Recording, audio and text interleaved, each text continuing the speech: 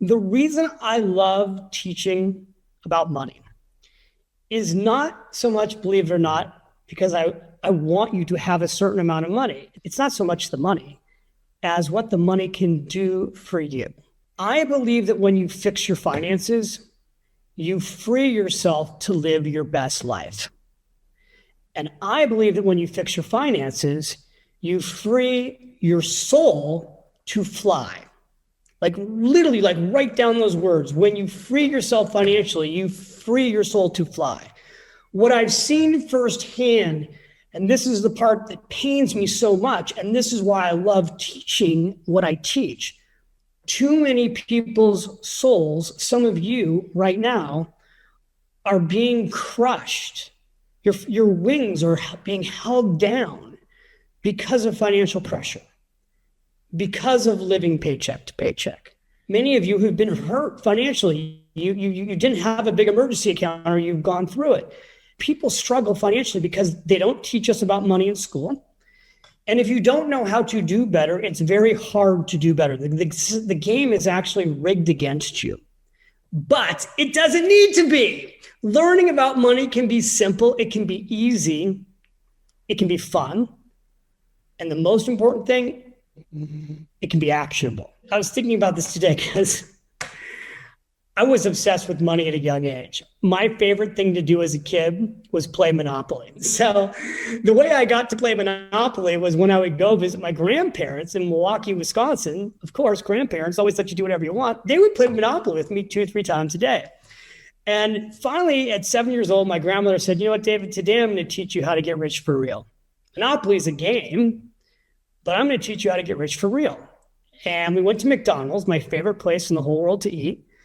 And again, my grandmother would take me there. My grandparents, not so much, but my grandparents would take me to McDonald's. And at McDonald's, she said, I can teach you today during lunch how to be wealthy. And she said, here's how we're going to start.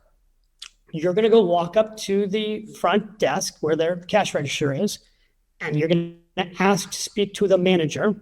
And you're going to ask the manager of this restaurant, is McDonald's publicly traded? Okay. And remember, I'm 7 years old. I'm eating my little cheeseburger. I got my French fries and my apple pie and my chocolate shake. That's always what I had there. And I'm like, I'm not doing that. She's like, I'm going to give you $1. I'm like, I'll be right there. Which one's the manager, right? So I go up. They bring the manager over, and I ask the manager what she's just. This is my grandma Rosebach, by the way.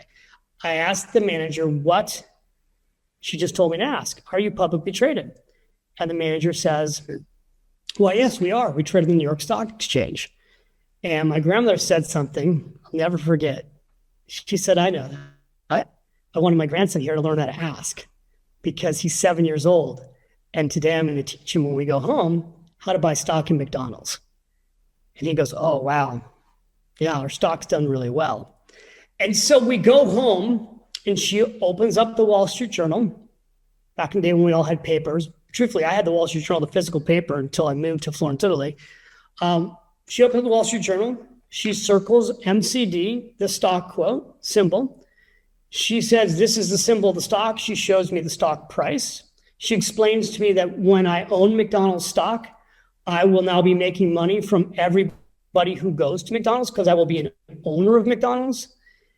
And she puts me in front of the television set and she shows me how to read the ticker symbols going across the actual television screen. And then she takes me down to a brokerage firm and she helps me buy my first share of stock. And I am so excited. And I'm telling all my friends, when you go to McDonald's, I'm making money from you. And so I would literally wait by the mailbox sometimes for the annual report.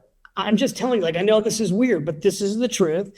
And so by 9, I'm saving my money. At 9, I go to Walt Disney and I'm going running up to Mickey Mouse and I'm asking him, is Mickey Mouse, are you guys publicly traded? And sure enough, they were. That would be my second stock.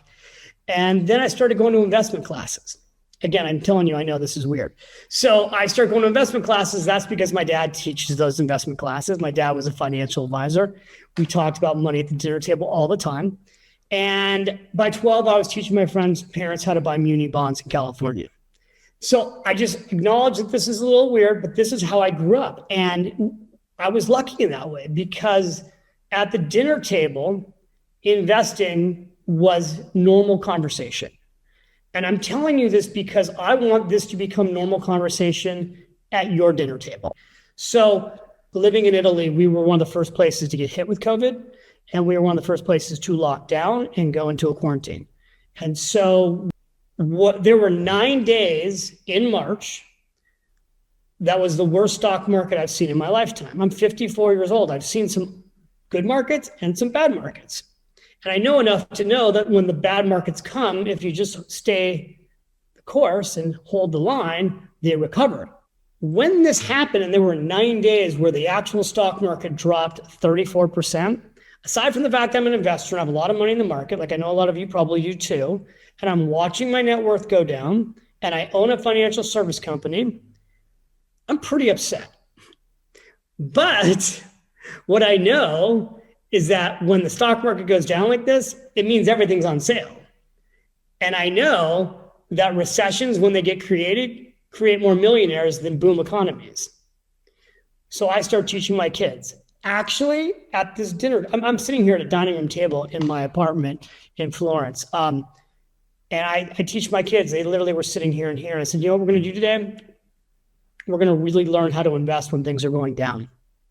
And so I had a lesson for them because they know the McDonald's story. They've heard me tell it over and over again. I said, well, guys, now everything's on sale. What do you think, kids? I have 2 kids. I have a 10-year-old and I have a 17-year-old. What do you think people are going to need now? So literally at this table, there's Kleenex on my dining room table. And my son says, well, Dad, isn't everyone going to need Kleenex if they're sick? 10 years old, pretty smart, right? I said, they are. Let's learn how to find out if you can invest in Kleenex. And I literally taught him, like, you go to Google and you go, is Kleenex publicly traded? I knew it wasn't, but I knew it was owned by Kimberly-Clark. It's publicly traded. He knows how to use Google. He knows how to be on computers. So in minutes, he's like, oh yeah, they own Kleenex and he starts going through all the companies they own. I want to buy that, Dad. Okay, great. Jack, what do you want to buy? My teenager. He literally goes, well, Dad, all you're doing all day long is you're on Zoom.